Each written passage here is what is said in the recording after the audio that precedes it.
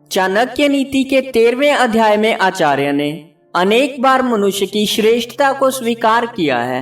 उनका कहना है कि यदि मनुष्य जीवन एक क्षण के लिए भी प्राप्त होता है तो उस काल में मनुष्य को श्रेष्ठ कर्म करने चाहिए, और यदि उसका जीवन एक युग से भी अधिक हो तो भी उसे बुरे कर्मों में लिप्त नहीं होना चाहिए।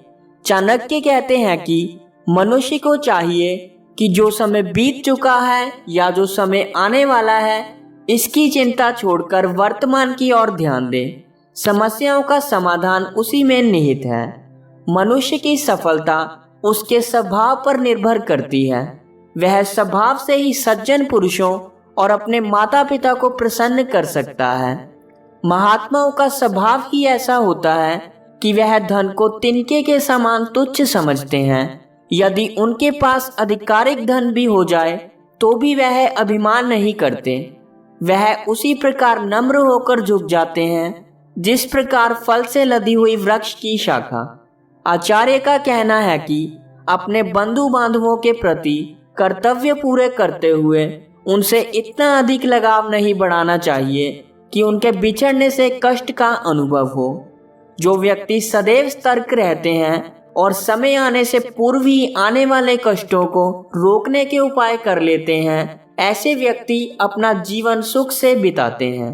परंतु जो भाग्य के भरोसे रहता है उसे कष्ट उठाना पड़ता है। जैसा राजा वैसी प्रजा, ये बहुत पुरानी कहावत है। यह आचार्य चाणक्य के समय से ही प्रसिद्ध हुई दिखाई देती है। चाणक्य कहते हैं कि जिस मनुष्य के जीवन में धर्म का अभाव है, मैं उसको मृत व्यक्ति के समान समझता हूँ, और धर्म आचरण करने वाला व्यक्ति मरने के बाद भी जीवित रहता है। इसी संबंध में आचार्य कहते हैं कि जिस व्यक्ति ने धर्म, अर्थ, काम और मोक्ष, इन चारों में से एक के लिए भी पुरुषार्थ नहीं किया तो समझो उसका जीवन व्यर्थ है। शास्त्र धर्म, अर्थ और काम को पुरुषार्थ मानते हैं। मोक्ष उनकी दृष्टि में परम पुरुषार्थ है। यह संकेत है कि इन तीनों की सार्थकता तभी है जब समस्त बंधनों से जीव मुक्त हो जाएगा। दुष्ट व्यक्ति जब किसी के बढ़ते हुए यश को देखता है तो वह उसकी निंदा करने लगता है।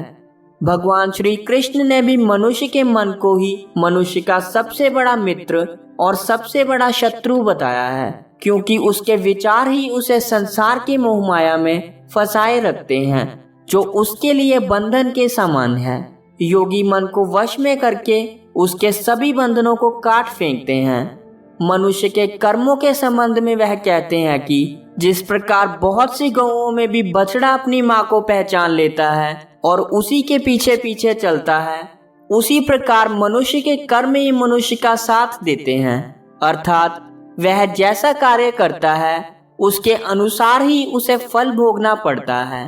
कर्म के संबंध में चाणक्य आगे यह कहते हैं कि मनुष्य को कर्मों के अनुसार ही फल मिलता है और उसकी बुद्धि भी उसके द्वारा किए जाने वाले कर्मों के अनुसार ही कार्य करती है। इतने पर भी विद्वान और सज्जन व्यक्ति सोच विचार कर कार्य करते हैं, क्योंकि वह जानते हैं कि कुछ ऐसा भी है जिसे बुद्धि द्वारा नई दिशा दी जा सकती है। चाणक्य अंत में मनुष्य के स्वभाव का वर्णन करते हुए कहते हैं कि सज्जन पुरुष अपने कर्तव्य अथवा अपने वचन से कभी भी विमुख नहीं होते, जबकि संकट आने पर बड़ी से बड़ी प्राकृतिक शक्तियां भी मनुष्य का साथ छोड़ देती हैं। दोस्तों, ये था चाणक्य नीति का 13वां अध्याय। चाणक्य नीति के बाकी के अध्यायों को जानने के लिए YouTube पर हमारे चैनल को करें सब्सक्राइब। मिलते हैं अगले अध्याय के साथ बहुत जल्द।